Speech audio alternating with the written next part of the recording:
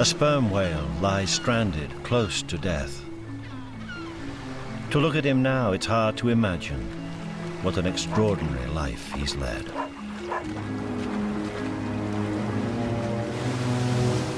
This is the largest predator the world has ever seen. His home is the abyss. He spent most of his life at a staggering 2 kilometers below the waves, only surfacing to breathe.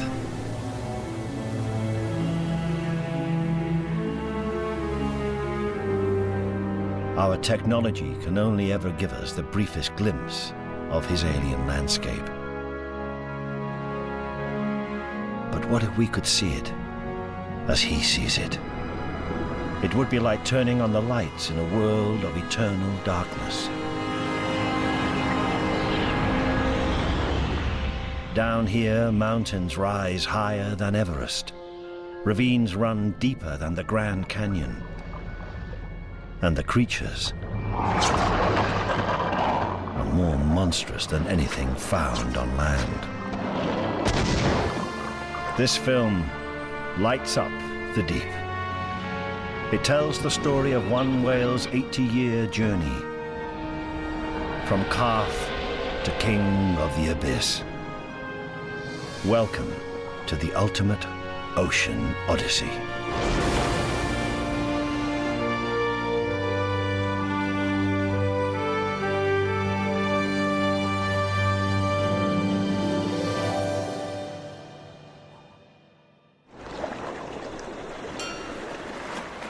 November 1929, and a steamship is working in the North Atlantic, 200 miles off the coast of Newfoundland. The crew are on a mission to repair telegraph cables that run along the ocean floor between Europe and America. The cable lies in a world that these men know little about. Although they cannot see it, they are floating above a giant deep-sea cliff. Here the continental shelf drops away to depths of over 4 kilometers. These are the fertile fishing grounds of the Grand Banks.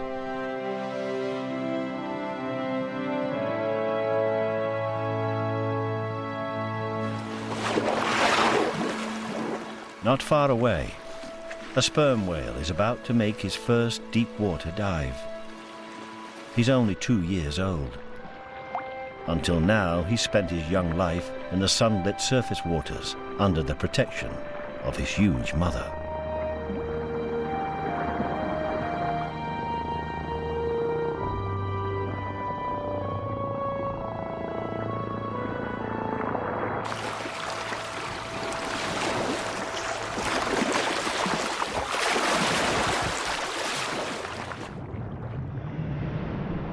This is the first stage of an apprenticeship that will take him deeper and deeper into the oceans of the world.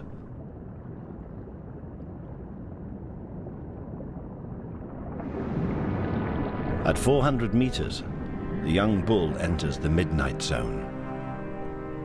Down here, no light remains. His eyes are useless. But he isn't blind. He uses sound to see into the gloom. A third of his body is given over to the most powerful sonar in the natural world.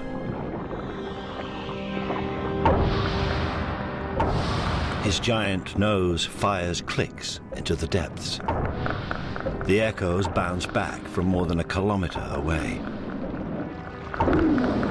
illuminating a hidden world.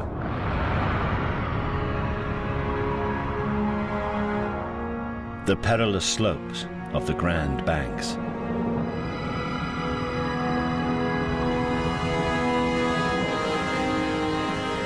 This is the gateway to the abyss.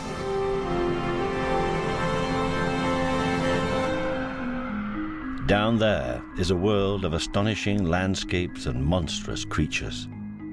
These slopes drop for a further 3 kilometers to where the pressure is 300 times what it is on the surface. he's reaching his limit. His young body would be crushed at those depths.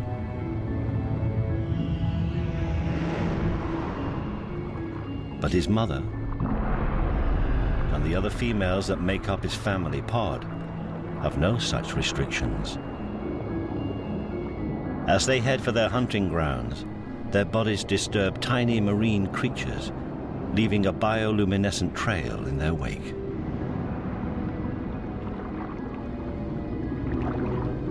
One of the females stays behind to babysit the young bull as he explores this unfamiliar world. The Grand Banks are the submarine equivalent to alpine slopes, and like the Alps, they're covered in snow. But this is marine snow. Made up of tiny fragments of dead fish and plankton, it falls from the fertile waters above, balancing precariously along the edge of the steep slopes.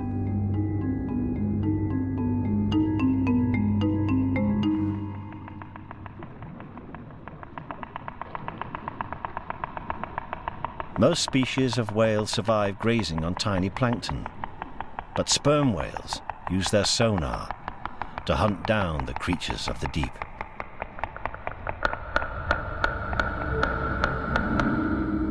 The young whale is investigating something twitching on the seabed. But this disturbance is man-made.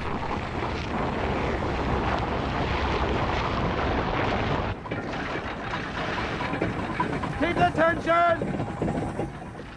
By the 1930s, dozens of massive telegraph cables crisscrossed the floor of the Atlantic. It's one of mankind's first attempts to exploit the deep, and they require frequent maintenance. Dragging the cables up from the bottom, they're looking for signs of damage. Every year, cables are mysteriously broken. Today, they'll learn the landscape below them is not nearly as dead as they think it is.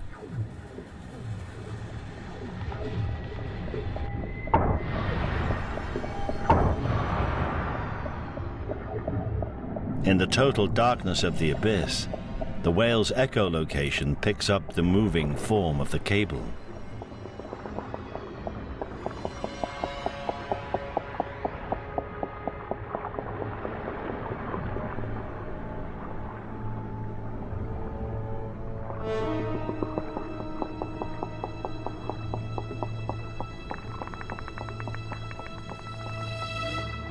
The young female's curiosity is leading her into trouble. In the early evening, a deep ocean earthquake reverberates along the Grand Banks. It measures 7.2 on the Richter scale. For the abyss, it's a small tremor, but it will spark off a deadly chain of events.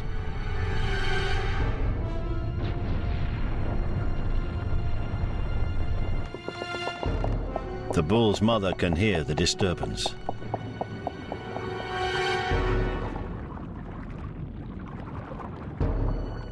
The young whale must leave, but his companion is caught up in the coils.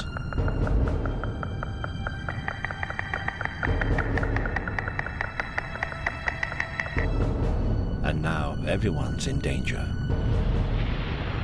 The earthquake has set off a giant underwater landslide.